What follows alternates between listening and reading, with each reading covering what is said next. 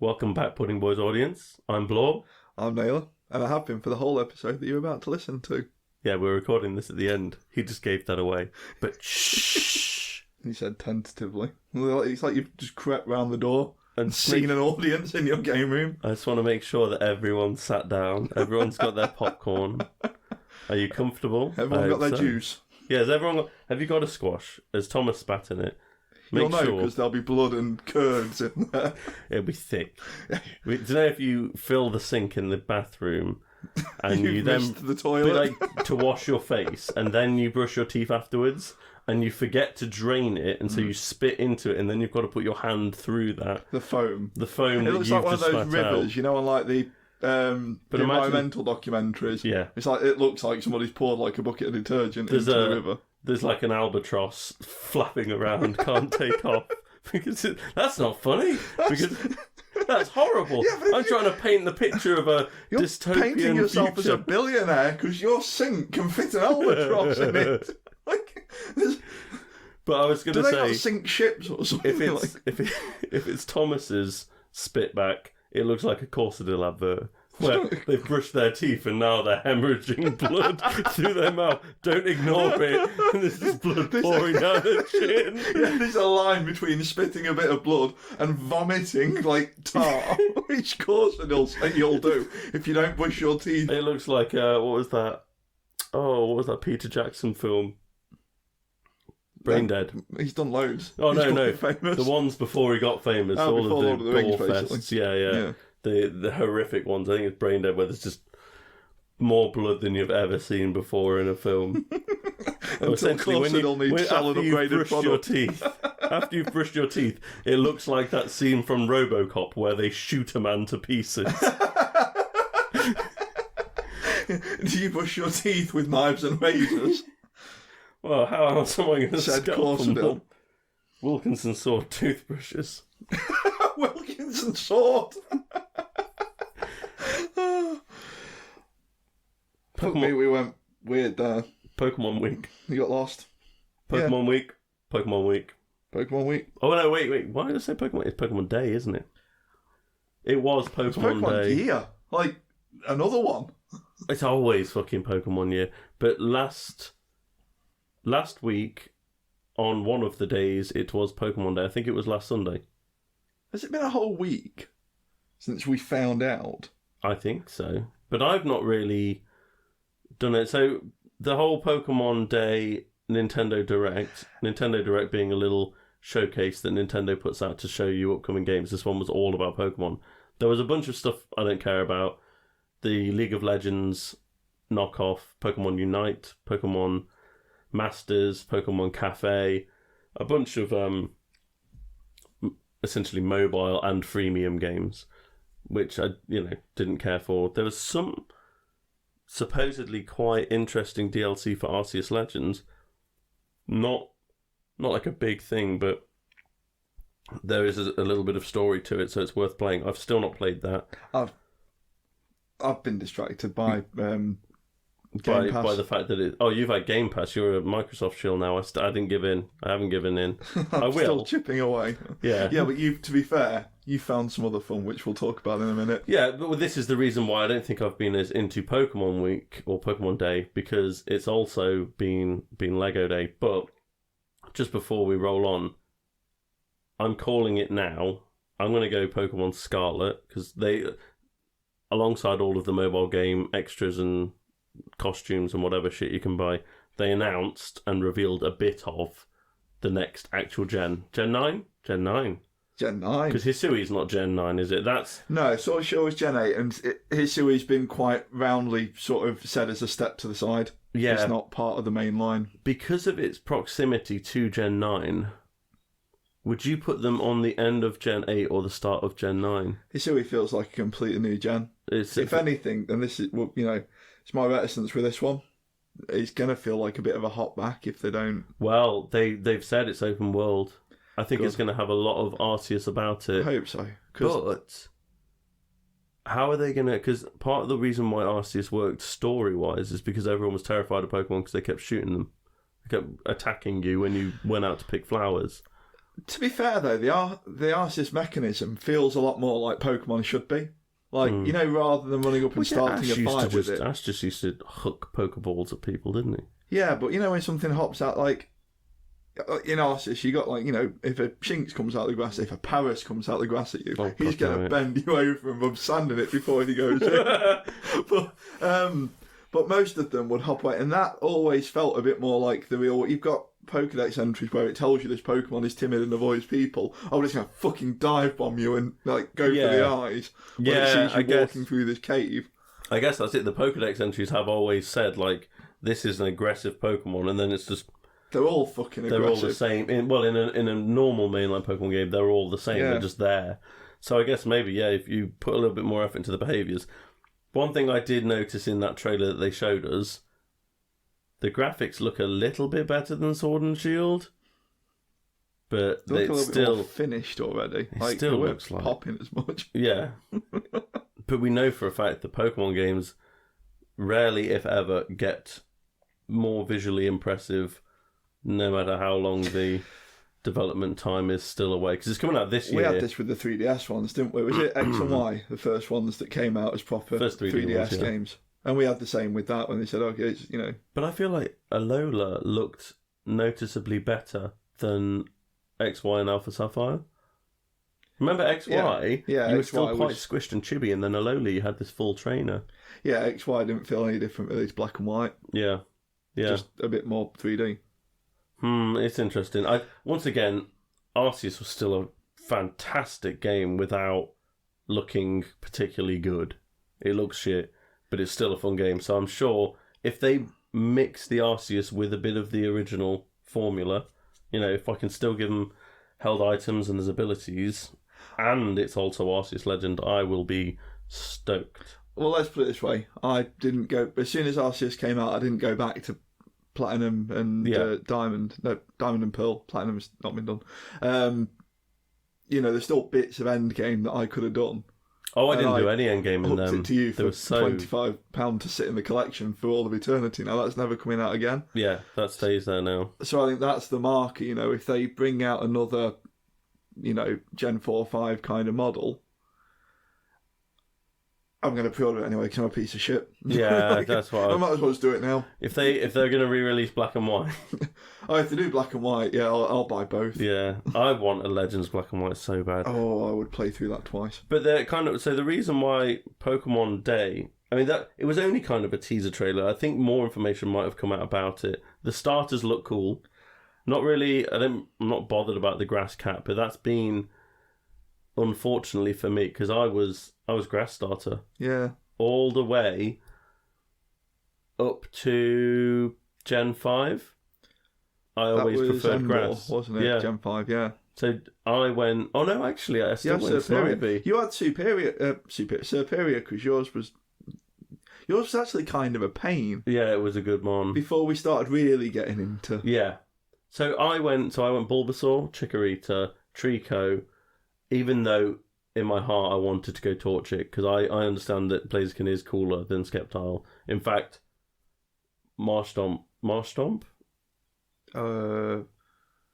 What's his name? Swampert is also cooler than Sceptile. But Sceptile was cool enough for me to stick with my Grassmon. I think the problem is as well, like you said with the Iron Maiden stuff that we'll talk about later, Sceptile is the less played of the three. Yeah. You've seen a lot of the other two. Definitely. And then I went Torterra, he's fucking great.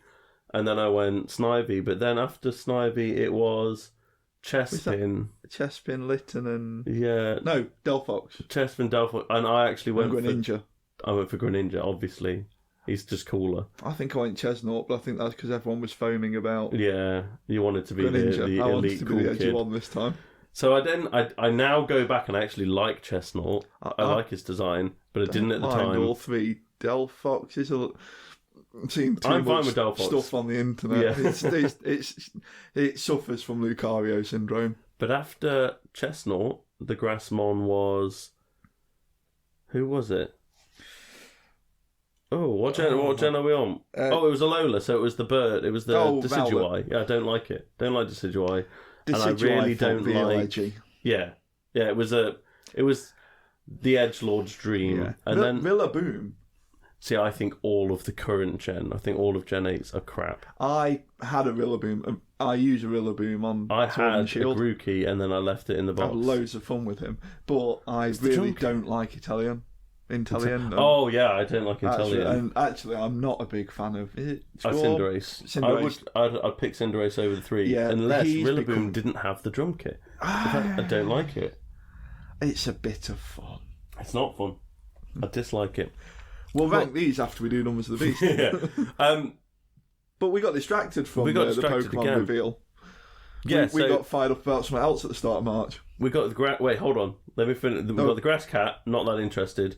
The dinosaur-y, dragon-y fire lump. You called it the other day when they came out, and what does it look like? It looks like one of the bubble. That's it. Pop and pop. Bubble. Yeah, bubble. Yeah. It looks like one of those dinosaurs. Kind of a fan. I'm like picking him. I not will having wait Mario and see Duck. because I like Duck. I like that Duck. I was a big fan of Ducklet though. I was a bit annoyed when it went to Swanna. Yeah, Swanna. Yeah, I think Swanna lost it for me. It'd be the first time we get like a bird. Quaxly's got Quaxly's got a butt on his head. Is it called Quaxly? He's got a butt on. What are they called? Have you got the names? Yeah, Spigatito. Is that the cat? Yeah. That's stupid. Spigatito, you and I know. Fuecoco. So that's a cool name. Oh, that's a cool name. That's going to be stand nice next to like Horlucha. Oh, you son of a bitch. Fuecoco and Horlucha, like a Mexican team. See, Quaxly's got a bit of an older British Quaxly, vibe. I like. Yeah. I'm a big fan of that. That's a good name. Quaxly, yeah. He's my boy. Right, Team Quaxly, I'm already there. Okay, I'm going Fuecoco. Let's call it now. Let's build the team live. You get to follow the journey this time. Yeah, as they get revealed, we'll call out who we're having for our team. And then we'll argue Watch about mine it for an evolve hour. into just Swanna, but with with a drum kit. Swanna with a drum kit. Fuck. I bet mine gets a luchador outfit. Did Swanna have like weird chest plate that was almost like Ariel from The Little Mermaid? No, I think that might be when That you might be get into deep fan art. Oh, yeah. I think it did. I think Swanna It did. It's got Ariel's boob cups. They're just feathers. No, it's a bra. It's a swan wearing a bra. It's dumb. Oh, hang on. No, the fourth... Look at it flying. It's a swan the wearing fourth thing a that bra. somebody's highlighted, Google search or Bing or whatever, is Swanna's breast. Okay, fine. Yeah, it's a bird with tits. It's stupid. It's a blue tit. Right, but yes, as you were saying, at the start of March,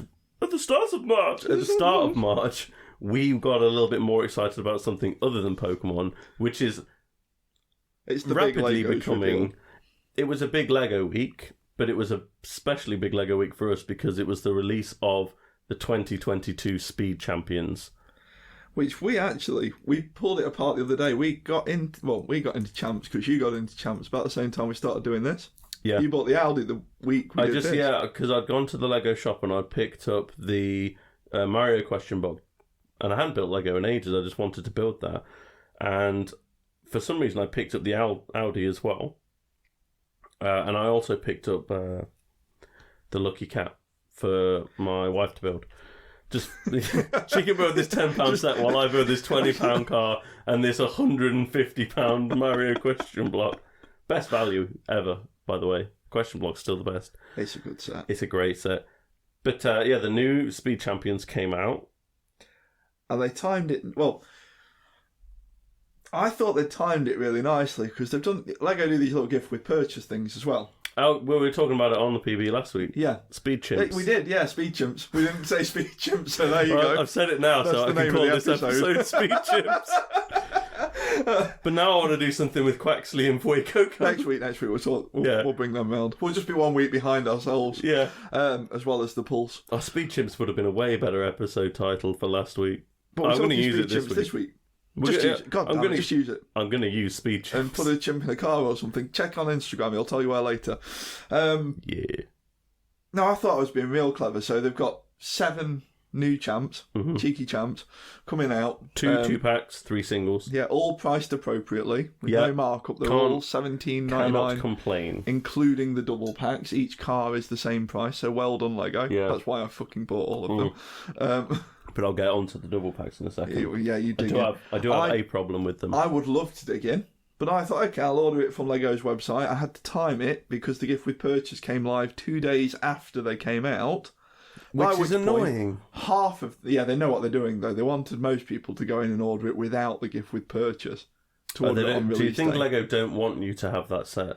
I think they use that to sweep up the people that might have bought one at a time from other stores, and say if you come to us instead. Hornby have started like playing around with that kind of thing with their website and how they drop stuff. I think that's Lego sweeping up the people that might have drip fed the champs in like you were going to. Yeah, but I thought, okay, I'll order them all. Go. Get the gift with purchase. Split them across a couple of different things. By the time I came to them, half of them are back ordered. So you missed out on the initial wave of champs. So I have to wait for 2 weeks. Whereas I have built 5. I've built 5 of the 7 new champs. But that's, for now, that's all I'll be building because the last set doesn't really interest me. No. The Mercedes set. So the singles, the Ferrari F12, no, 512M, I think it's called. It's a cool Ferrari. It's a cool 70s Ferrari race car. I think it's 70s. It looks older than it is. Earlier, isn't it? No, I think it is it. I think it looks older than it is because it looks like a 1950s. It's got the Le Mans kind of vibe. Yeah, well, I think it is a Le Mans car. But like the old Ford. Yeah, Ford versus Ferrari Le Mans kind of deal. But I think it's from the 70s because I don't think the Champ actually mirrors the curves of the set as well as some others have. That was great. Love that one. That's probably my second favourite Champ of all time. The Lotus, because it didn't fizz me. You know when we saw it? Which one? The Ferrari. When they announced it, I'd have much rather, like a Testarossa or something, or Enzo, Yes, I would have preferred an Enzo. This wouldn't have even made my list. I never would have factored it in. Yeah. Until I saw the Champ. I wouldn't have because I didn't even know about it. No. I'm not really into watching racing, so I don't really know. Either. The Lotus Evija? No. Yeah. The closest. Is that how you pronounce the green it? Lotus. The green Lotus. The one that's not an Elise. Yeah, it's not an Elise. It's great. It's cool. It's just a standard speed champ. Like it. A lot of detail. A lot of fun to build. The Lamborghini Countach, the final one of the 3 singles, that is the best speed champ they have ever made. Fact. Absolute fact. At it and I can't build it yet. It's incredible. It captures the look of it brilliantly. It was quite fun to build as well. There's some silly stuff going on in the back. There's some silly stuff going on at the front. Oh, it's really great. It's a really great speed champ. You hit the nail on the head the other day. They missed the trick by putting the driver in racing attire. Yeah. And not in like white jeans he should have had open shirt. White suit with a pink open shirt under. For those of us that played Vice City. Yeah. About 20 years ago now. Probably, yeah. PS2, wasn't it? So, yeah. It was, yeah. We've been waiting for this since then. It's a good-sized, fun Lego Countach. Would I want a Lego Creator Expert Countach that's scaled with the Fiat 500 and the farm truck? Yes. It would be incredible. But the Champ does hit the shape perfectly for that scale. I think it'd work as either, I think the Countach is one of those you could do technical or creator and do a cracking job. It's a great car. I know it's one of those cars that like everyone likes. There's a reason. There's a reason everyone likes it because it's cool. It's like the F40. Yeah. If you get a kid to draw a supercar, they'll draw you an F40. Yeah. They're not drawing you a Koenigsegg. Yeah, John exactly. What was the other one? The one that Hammond crashed. A Rimac. No, the other one. The Zonda. Do you remember when everyone was fizzing over the Zonda when we were kids? Cause that was just the main thing. The Pagani Zonda, yeah. It was that, and then it was the Veyron. Oh, yeah. And they're just not as cool as the Countach. I bet Ronaldo's got a Veyron. Which Ronaldo? Fat Ronaldo? Thin Ronaldo? Ronaldinho Ronaldo? Rivaldo. I bet they've all got Veyrons, I bet they meet to stand their Veyrons next to each other. Well, actually, they could have 4 different Bugattis and they've all got Veyrons.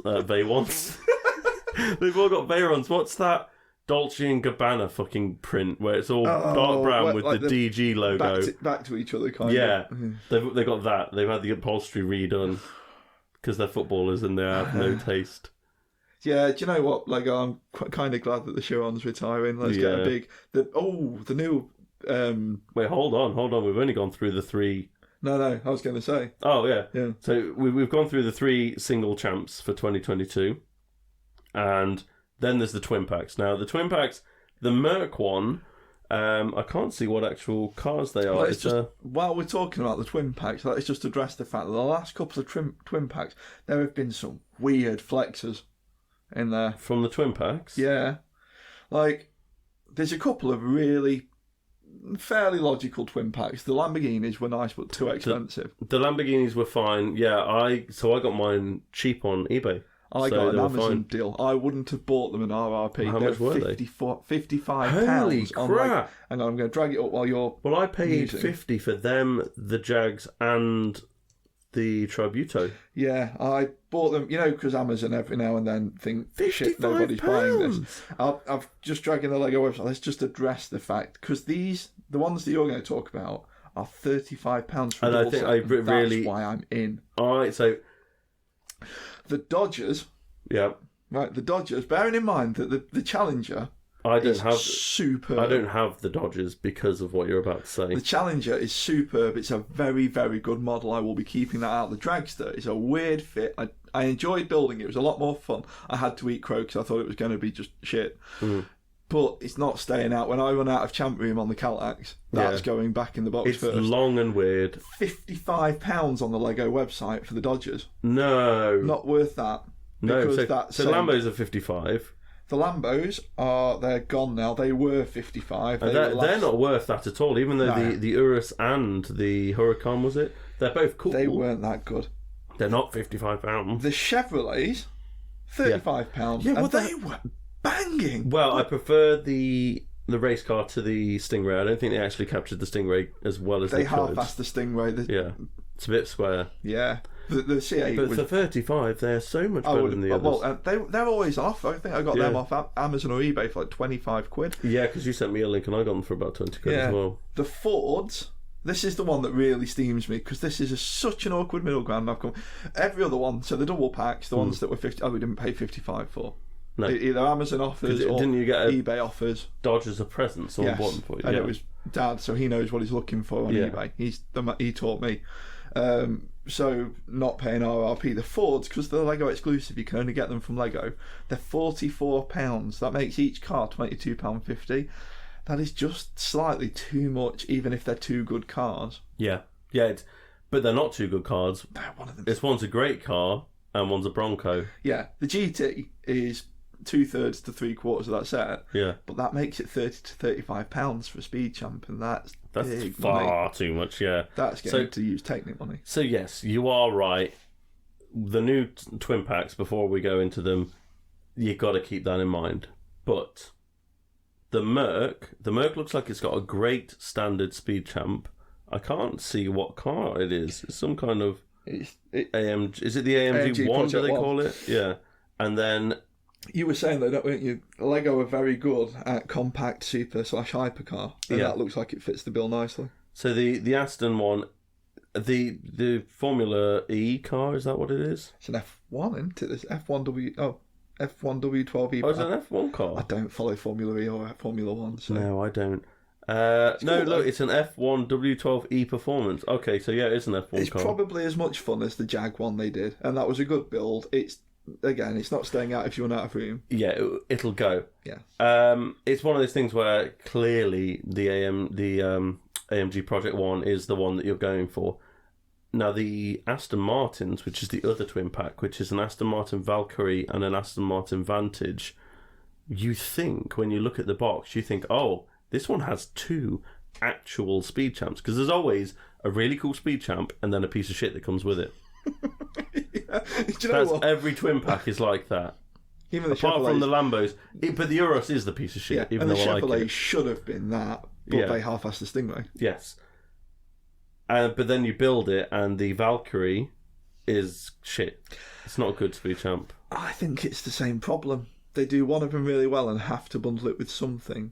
Well, this is the thing, but so we're still paying. It's still £35 for those Aston Martin packs. So you're still paying full price champ.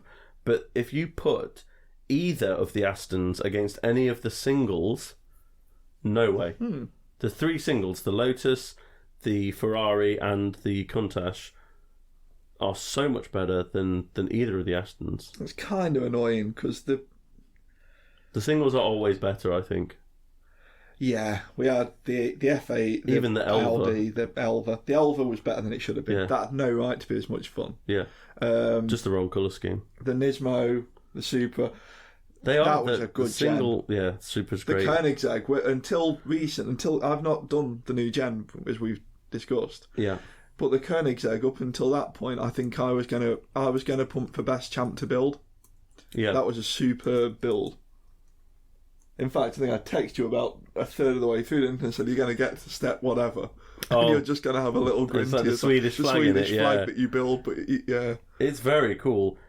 But we've I can't find the article now, but you sent me an article earlier in the week where the Lego had announced they're doing 3 more Speed Champions this year. They haven't announced it. Oh, have they not? It's a strong rumour. Okay. And it's from a site. It's from a couple of sites that don't tend to be far off the money. They'd got all of these. They called the F1 car. They'd called the BMW bike. Yeah. They called the Harry Potter sets, which I won't talk about today, but no. I've got strong feelings about that. We might have to revisit. There's some strong feelings about Harry Potter. I'm steamed. Oh, okay. But I'm not gonna drift into, because that'll be another half hour, and you guys have heard enough about. Yeah, we've gone on a bit about the Lego today, but the 3 new ones that are coming out, we've got Dodge Challenger. That's going to be cool. It seems weird that they've already done it. Oh wait, hold on. Have we got a Charger? Oh, hang on. Is it a Charger that's coming? That would make a lot of sense because they've already done the Technic. Yeah, it's the Challenger that's with the Dragster. Yeah, so it's the Charger that's coming out. That's cool. I don't care which one it is. Oh, yeah. I'm fine. Then there's the classic Aston Martin. That's the DB, isn't it? Yeah. Is it DB9? DB7? No. DB5? DB5, I think it is. It was, wasn't it? We're going full Bond. It's the same. They did a creator one, but it's just too blocky. They didn't do a very good job at all on it. It's actually a bad set. I wouldn't want it. It was an early creator I think adult so, yeah. set, wasn't it? Yeah. In this kind of line. Just poor. Just a poor set. But that's coming out. And then there's a Speed Champ that we don't know what it is. I'm hoping it's something like a GI Yaris. I'd love... Or an RX-7, something like that. Little hot hatch. Anything Mazda would get me. I would go German. I think some of those would make good champs, for the chonk. I just don't think we've got enough Japanese. We've got 2 Japanese. Have we got many German? In 8 wide, how many Japanese we got? We've got Supra, we've got Nismo. That's it. That's it, isn't it? That's not enough. Yeah, but we've not got any... Oh, we've not got anything anything from BMW, Mercedes. Oh, no, we've got Mercedes Hyundai now. Would be cool. A fastback, what are they called? i30N Performance Fastback. That's a little bit niche, though. I can't see that. I cannot. Or a Kia Stinger. Oh! That'd be sweet. Do you know, there was a bright yellow Stinger near where we used to live, and I had the weirdest fizz over it. Yeah. Oh, no, they're cool. They look really good in grey and baby blue as well. You should be looking at it and thinking I could get a Mustang for that. But I don't think you can get a Mustang anymore. for it. That's the problem. You think Mustang from when we were looking at cars like, I'm going to have that when I get a job. Yeah. And then you realise it was 30 grand then. Yeah. The Stinger. Stinger's cool. If I were going to spend, if I came into a bit of money, not like millions. And you wanted something subtle. Something fun, but not everyone's got it. Yeah. Yeah, Lego, make the third one a Kia Stinger and we'll buy it. Well, we're going to buy it anyway. Yeah. No matter what it is. Make it's a single Speed Champ, so it's never going to be bad. There's no single Speed Champ that's bad. The worst one's probably the Elva, and it's still... The Elva's great. It's still great. It's Even still the great. 6 wides, if you can get them used, if you can get them at a decent price... I disagree. They were fun, but you're not keeping them out. No. Those 4 will be packed away when I need that bit of Calyx. So, yes, Pokemon, Lego, it's been a big week. It's been a big week, but we've, not really digging into the grown-up thing here. But now we're going to... Now we're going to dig into something pretty grown-up, I think, maybe. No, because... Been around long enough. It's... This album's... This album's their 10th album. 25 years old. No. Yeah. 26 years old. It's old. Numbers of the Beast. Welcome again to Numbers of the Beast Pudding Boys audience, the segment of the show. Naylor and I have a good long listen to a classic album and rank each song on it out of 7 before averaging them out to create an album score and ranking them against the rest of that band's discography. Right now, we are working our way through the vast catalogue of Iron Maiden, and this week it's X Factor. No Simon Cowell, just X Factor. I thought you were doing a bit. Yeah, there was that show, wasn't there? Yeah, I think it still is. They were definitely inspired by this album because they thought if Blaze can do that, anyone can do that. Oh, stop it. No, I said I'm going to be fair. Right, let's jump straight into this. It's important to note, yes, this is when Bruce left in 1993. This came out in 1995. There's been a bit of a gap. When did Fear of the Dark come out? 92? I think so. Yeah, so there's been a bit of a gap between them. There's also probably been a the change of longest gap guitarist so as far. well. Yes. Adrian's gone. Yannick's come in. Wait, didn't Adrian go before Fear of the Dark? Has he? Yeah. Oh. Adrian left. Oh, yes, he did. No, he was 91 T went first and then joined Bruce on. And then, joined Bruce. Then they both came back, not next album, but the one after. And that's why Iron Maiden has too many guitarists. Just enough guitarists. Well, it's not. We'll come to Rock in Rio. Yeah. We might actually do Rock in Rio. Is brilliant. Rock in Rio is the progenitor of the Pumpkins United. Rock in Rio brings me to my first point. What did you give Sign of the Cross? First track on the album, Sign of the Cross, shouldn't be the first track. No. Because it's got... There's a much better opener for an album. There is. And so, Sign of the Cross, before we get into what I gave it, we were just talking about... shirking. It's got some problems. It's got the super long intro that Holy Diver has. So you can never actually go, I want to listen to Sign of the Cross, put it on, and be listening to it. You need to wait. And by the time you're back, you're in Sign of the Cross. You have to wait about 1 minute and 40 seconds before the song starts. Cut it off. It's got the bit that they've done as instrumentals on all the others. Yeah. You know, that we didn't count for this. That it cut out. It's the same problem that, what was it called? Moonchild had. Yeah, Moonchild had the same thing. You shouldn't shriek it this time. Moonchild! But it also has another problem where for about 8 minutes in the middle of the song, it just... musical journey. That's not a problem. It's not a problem. It's not a problem. That is the reason that it gets what it gets. No, it gets a 6. Okay. Because it's great. Okay. Even with those egregious errors on Maiden's behalf, because I'm not saying cut out the musical bit. I just say 3 minutes is enough. It doesn't need to be an 11-minute song. I think this is where we kind of we differ because we've talked before. I'm more the music, you're more the vocal. I actually gave it a 6. Yeah. This is what threw me. This is what threw me with Sign of the Cross because I always think I like it more than I do. If you go to the live one from Rock in Rio, it's a 7. I went to that this morning. It's not as good as the album version. It's not. No, Bruce's it's not. voice does Sign of the Cross better. No, it doesn't. Blaze sounds like he's straining. Blaze is thinner than that. Blaze is the sign of the. Whereas Bruce has got that stress, though. Like from his bollocks kind of diaphragm. Is that what it is? No, his bollocks. He inflates his bollocks like a raccoon in a Japanese anime.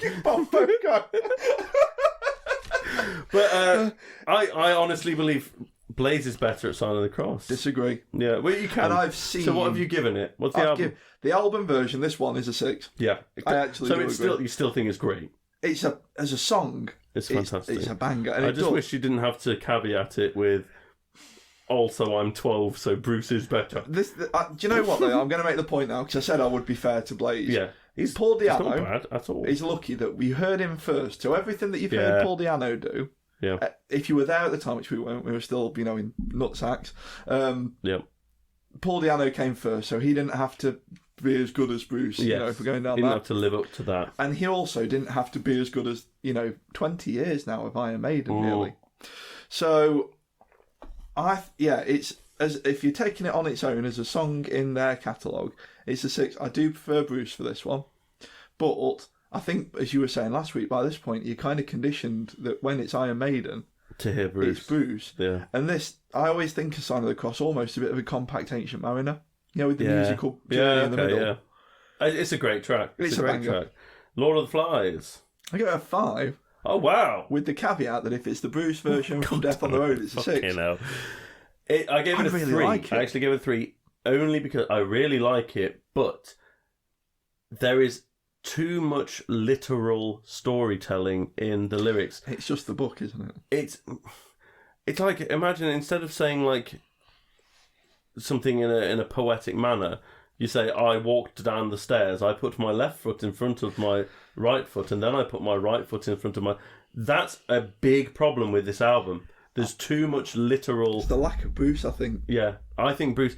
And even though Bruce doesn't write every song, obviously Steve writes most. Big influence. He's a big influence, and I think Bruce has a real good knack of probably fluffing up. He does it the very tracks. well with War, and we'll talk about that in a minute. I think Bruce does it very well with Bruce anything. does it very well at taking it away from being a History Channel documentary. Yeah. Like Passchendaele, and we'll talk about that in a couple of weeks. Even without War, and we've mentioned this album almost every Pudding Boys, so go and listen to it, everyone.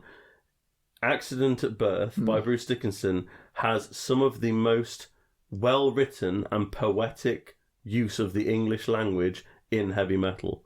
It's so good. And then it delivers things like superbly. Taking the Queen, Ark of Space, Omega. They're so well written.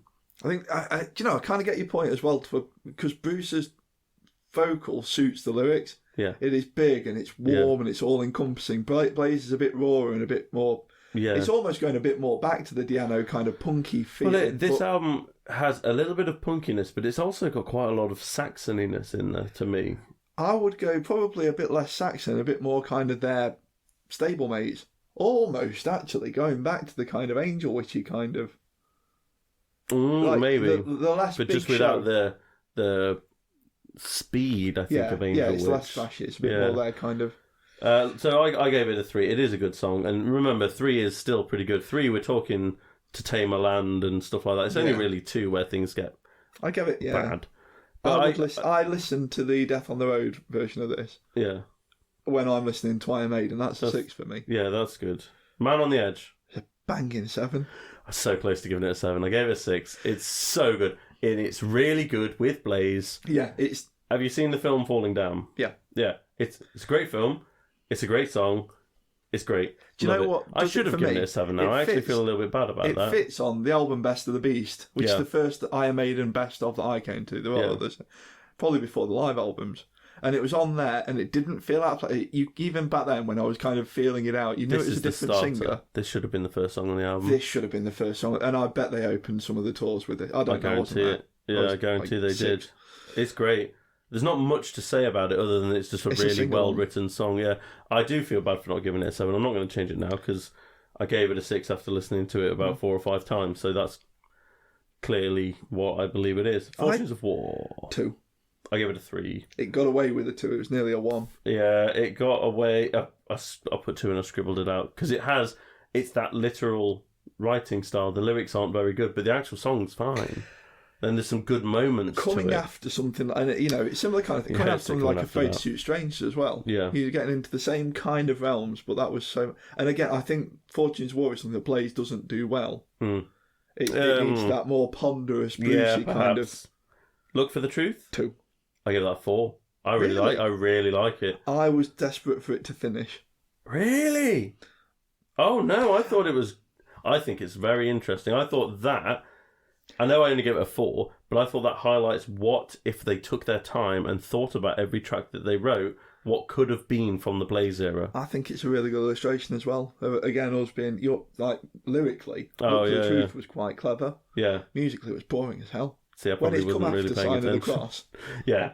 The Aftermath. 2. I gave it a 3. It's fine. I thought it was pretty good. Really? Didn't enjoy it. Man. Judgment of Heaven. 3. 1.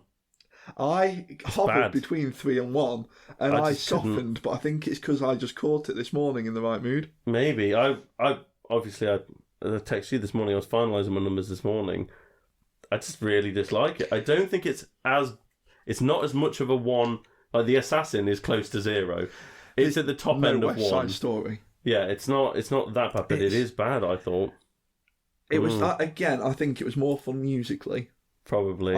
I didn't with this album. I think because what you've already said, didn't really get into the lyrics much at all. Yeah. I had it almost. Probably listens 4, 5, and 6 this morning. Musically, this album has an awful lot of Brave New World in it, but not quite as smooth. But it's got that almost cold echo. It's like Somewhere in Time. Yeah. Was it Somewhere in Time? Yes, where they're learning what they're then going to hit you with. Yeah. On the Seventh Son. Yeah. The bits. Yeah. Couldn't agree more. Yeah. Blood on the World's Hands. 3. I give it a 4. I like it. So the chorus killed it for me. The Edge of Darkness. Blood on the world's hands. Oh no, I thought it was quite good. But it wasn't supposed to be like a... Blood on the world's hands. That's what it was supposed to be. It was Blood on the world. So, lightweight cathedral. Yeah, but to me, that's good. I quite like that, because cathedral's a bit too harsh for me sometimes. Candlemas, actually. Yes. Yeah.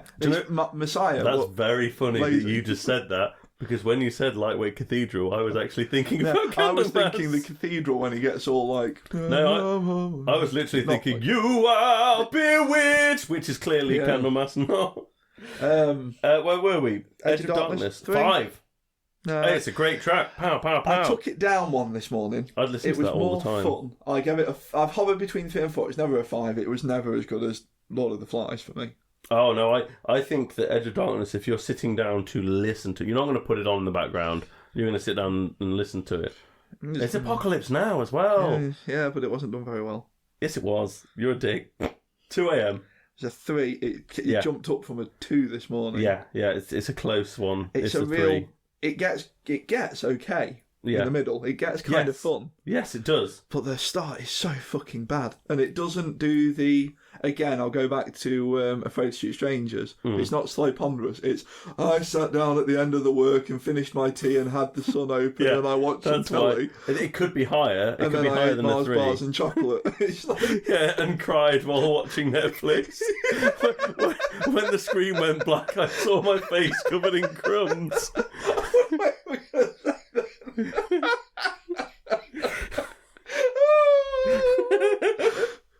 The Unbeliever. I can't. Fucking hell. It was coming in crumbs. The Unbeliever's a 3, and I think that's because it comes after 2 a.m, otherwise it'd be a 2. I gave it a 3.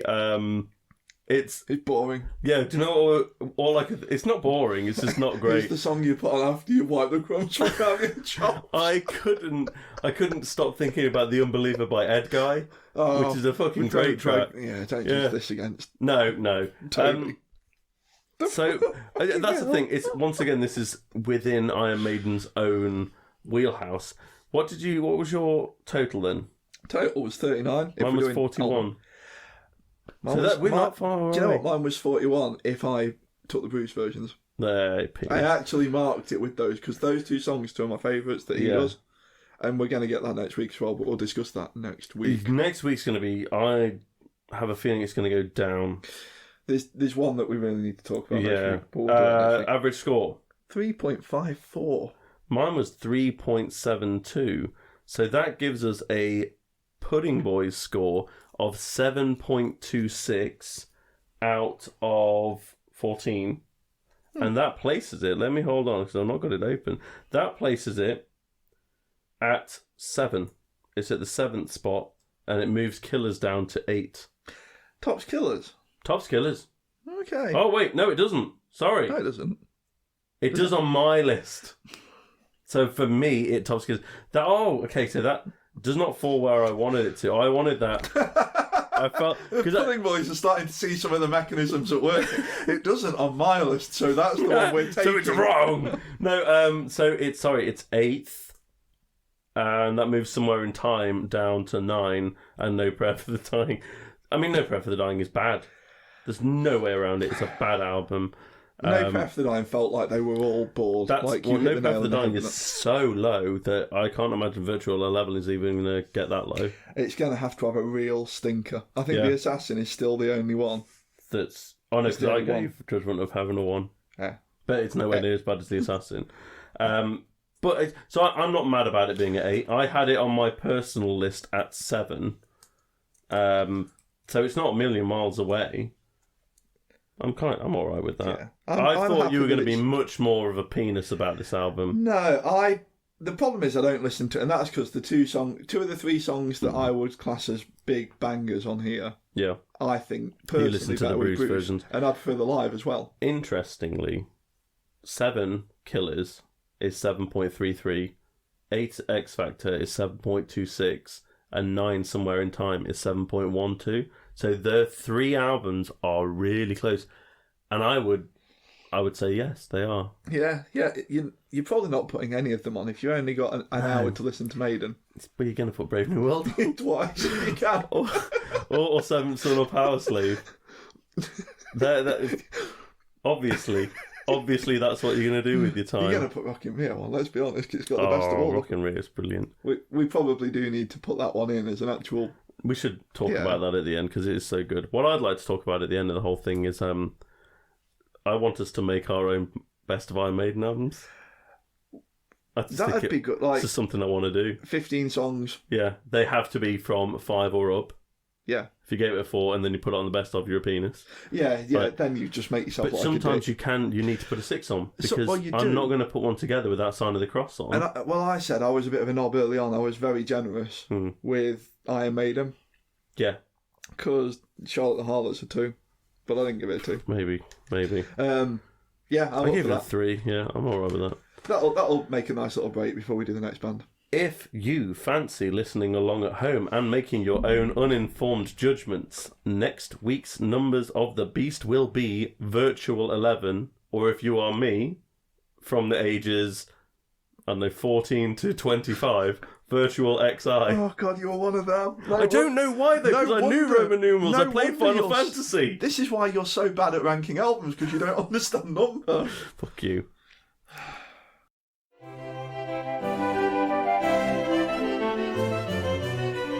Pudding of the Week.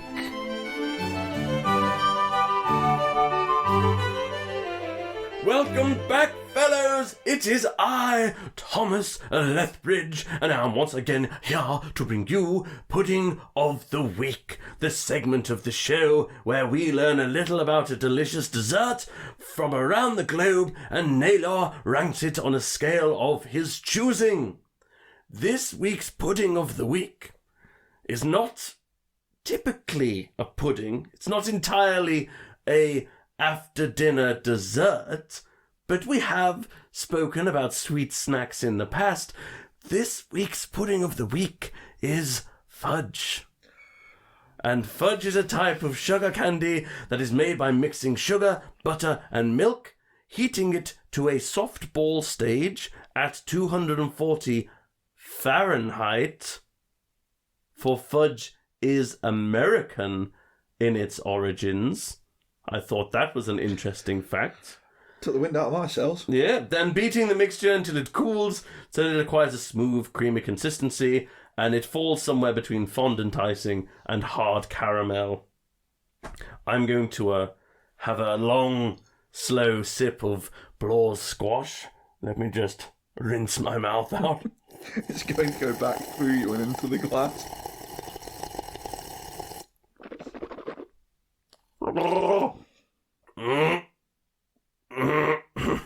He's getting one of the lumps up. Where's that corsetil? Bleeding tar again. Well, it's not entirely just blood, but I'll go and sort it out. Farewell, boys! See you next week! Now, Thomas has been very kind, and Thomas has actually left us a selection of fudges. Oh, I bet he's done something horrible to make up for that. Probably. He has left us. He's left us Bailey's fudge. I wish you guys could see this. Jaffa cake fudge, drumstick lollipop fudge, and then just as I feel like a not quality control, but like a balance, standard vanilla fudge. That's the far end, I'm guessing, on mine. Yeah. Now, spoiler alert: I've eaten all of these before. They're all brilliant, apart from the Bailey's one's a little bit weak. It's a difficult one to get right. Let's go. I'm going to go for the control first, so we know what this manufacturer is pumping out with their fudge. This is a handmade fudge from a little sweet shop I went to the other day. A lot of fun. We can tell. Yeah, because it's actually good. I was thinking this morning when I was cutting these up, because they came in like long logs. I really like those really shit ones that come wrapped up. The gift shop kind of fudge. Yeah, I'm a big fan of that. They'll When both they're get you really there. soft. Yeah, they'll both get you there in different ways. You can smash a bag of that without any gastrointestinal like distress. You don't need to call This Dr. stuff, John. You're not going to go too silly on it because No. Yeah, it's too... Like, I'm probably not going to eat all 4 pieces because it's heavy as shit. it's delicious though. It is delicious. It's like that. I'm going to go in on this drumstick one. Yeah, I was quite shocked to see that this was American. And only from the 19th century. Like, What? yeah? I thought fudge would be like some really old shit. Yeah, I thought you were getting into Scottish, maybe. Suppose we did we used to tablet cake and whatever they do, and Well, yeah, isn't Dr. tablet... Poppins, So tablet is shards Scottish, isn't it? yeah, butter tablet into. And it's essentially, if you make fudge wrong and it crystallises, you would end up with tablet. So you think someone made tablet wrong and accidentally made it good? Probably. It's a bit of an, if you need to be able to stab or beat a man with your fudge, you're going to make tablet. Well, we could do tablet as a pudding of the week. However, the only place I know that does it is Fortnum and Mason. And I can't afford that. Is that like hiking shops? Because everyone needs to buy a tablet or Kendall mint cake. Fucking love Kendall mint cake. That's got to be one of them.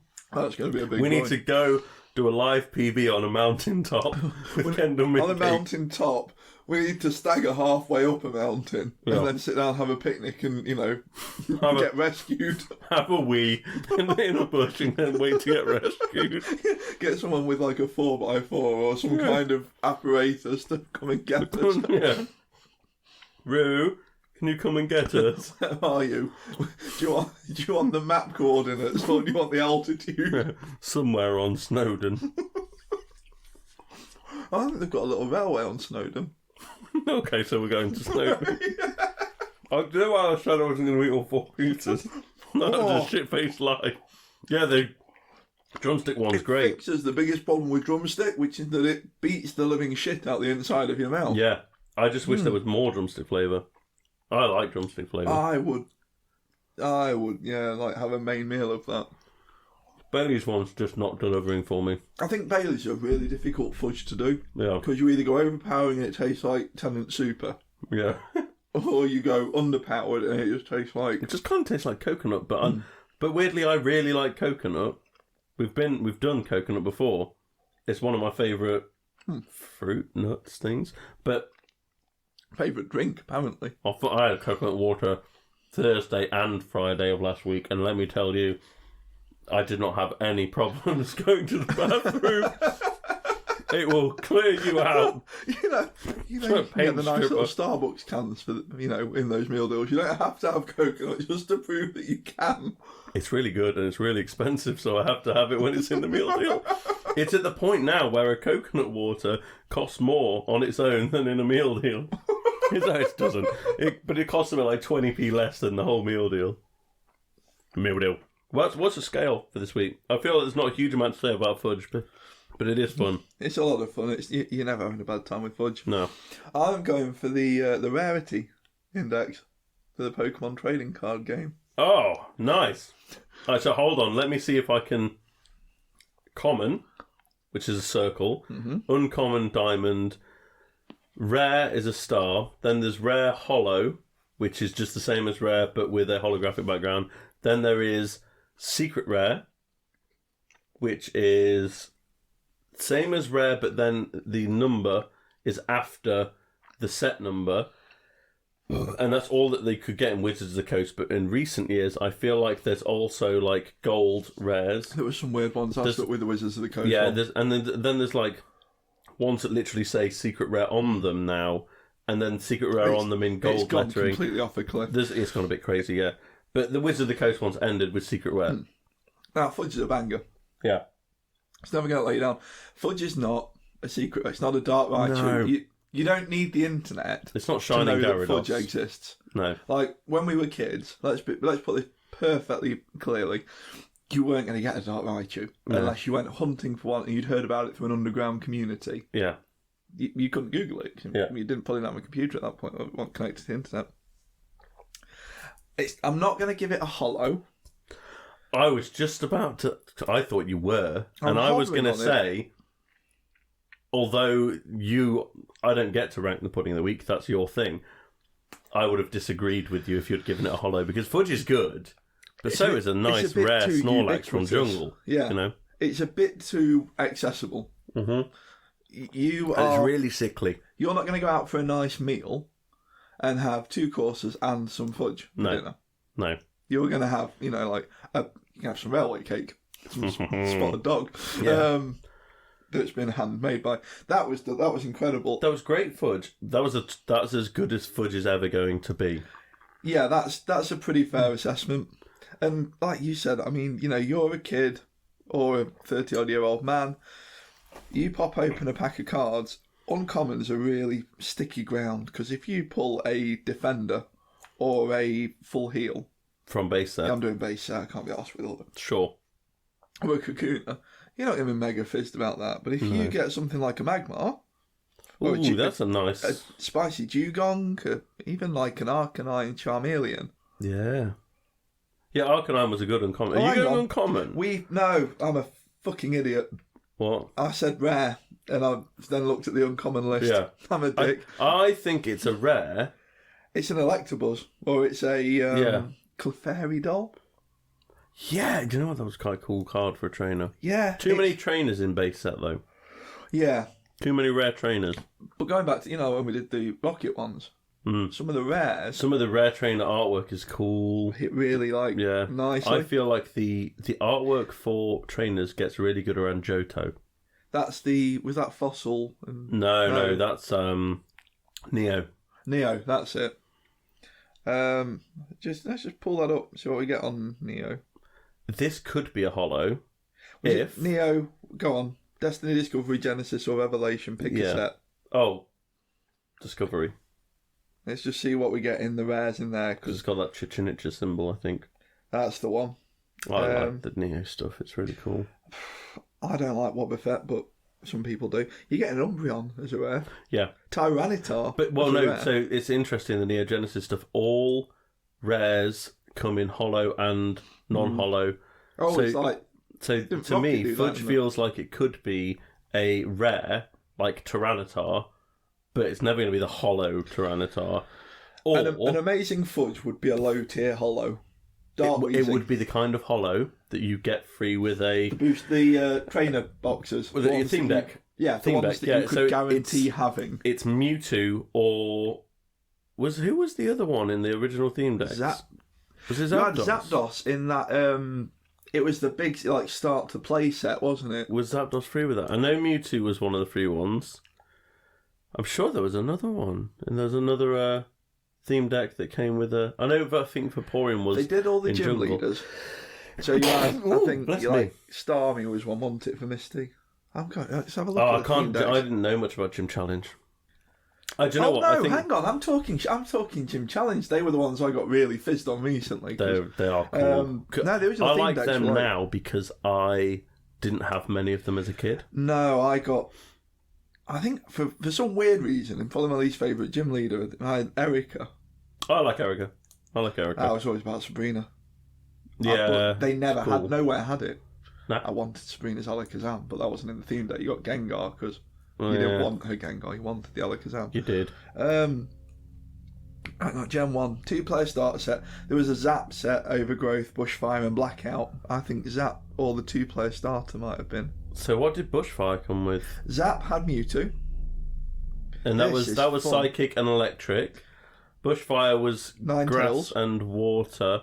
Grass and fire. And that came with Ninetales, yes. Blackout had Hitmonchan. I had that one from the original. Hitmonchan. And then Machamp was free with the start playing set. Yes. Overgrowth was Gyarados because everyone had Gyarados. Yeah. So there's quite a few theme decks you could get. Sure. 2-player starters. I've been talking shit. You're right. It was Machamp. I had 2 or 3 of those because they started selling them off. And they were all first edition. Every Machamp is first edition. I know that. Yeah, every single one. Even if you got it in a pack of cards, it's still a first edition Machamp. So if you had a non-first edition Machamp, it's a misprint, and that would be great. That'd probably be worth a fortune. But they don't exist, I don't and think. you were a kid, so they're probably trashed. Yeah. They probably traded it for your mate's first edition one. Probably. And then I must have had the rocket ones. Oh my God. I had a couple of Weezings and Arbogs, didn't I? So I was just about to sign off, because we've agreed Fudge is a rare card. It's good. It's good. It's not great. It's good. I was just about to sign off, and I was about to say, we've hit all the correct notes this episode. We've talked about everything we're supposed to talk about. We've not even told them who we are, have we? We have not said I'm Blore. I'm Blore and he's Naylor. Fuck. Do you know what? I'm going to awkwardly cut in and I'm Blore and I'm Naylor. Okay. Just cut something in about liking moist sweet balls. If the intro sounds odd, it's because you've got to the end of the episode and you know the secret. I'm going to put the intro in after the fact. Also, if the intro sounds odd, it's because we got a bit weird about Lego and... Yeah, we were talking about Brixie before we started. Let's sign off and then record this intro. We are available on YouTube on the channel Pudding Boys. Hit subscribe and leave a comment.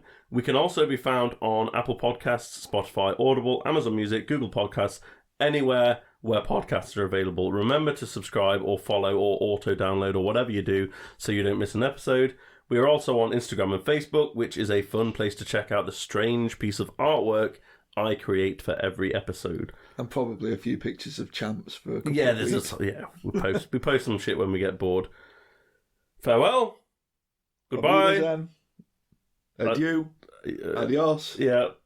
I'm going to break into the song from Sound of Music That's what in a I was minute. trying to come back around to, but I can't remember how it goes. Oh, I don't know. Is it Sound of Music?